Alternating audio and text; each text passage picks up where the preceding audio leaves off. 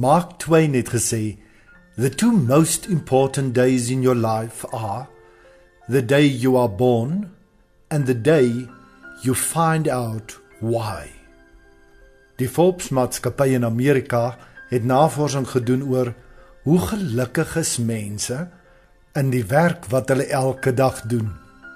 Die hartseer bevinding was dat ten minste 53% van alle Amerikaners is ongelukkig in die werk wat hulle op hierdie stadium moet doen elke dag. Soos iemand gesê, die dag is jou passie, jou werk word, dan tree jy af, want dan werk jy nie meer nie, dan leef jy jou passie binne die Godgegewe gawes en talente waarmee jy geseën is. Jy ken mos daardie frustrasie as jy legkaart bou.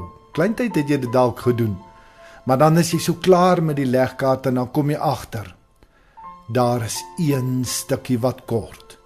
En dan is jy super gefrustreerd, want jy kan nie die legkaart klaar maak nie.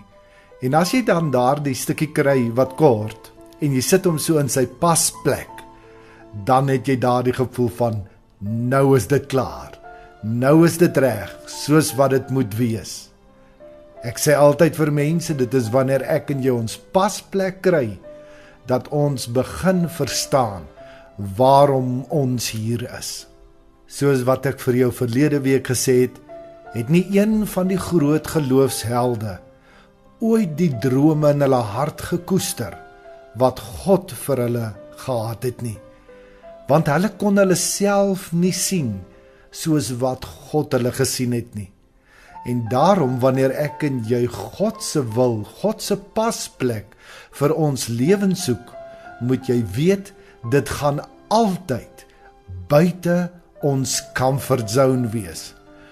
God spesialiseer daarin, om ons uit ons gemaksone te lig, en om ons in geloof op die water te laat loop, sodat hy die eer kan kry.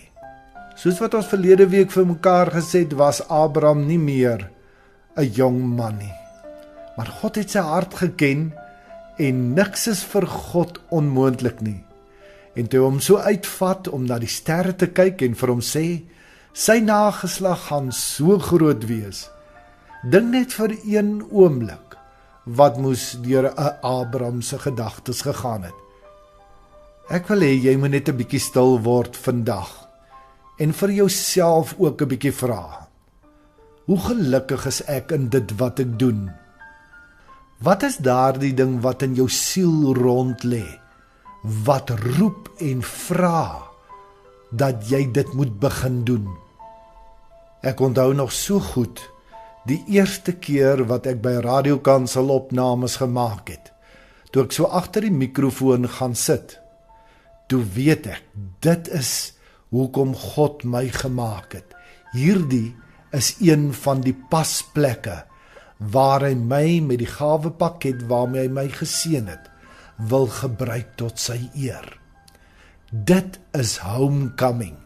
Daai dag as jy verstaan, dit is waarvoor ek gemaak is, en jy begin om in gehoorsaamheid aan God, jouself en dit waarmee hy jou geseën het, in sy hand te plaas, sodat hy homself daardeur kan verheerlik.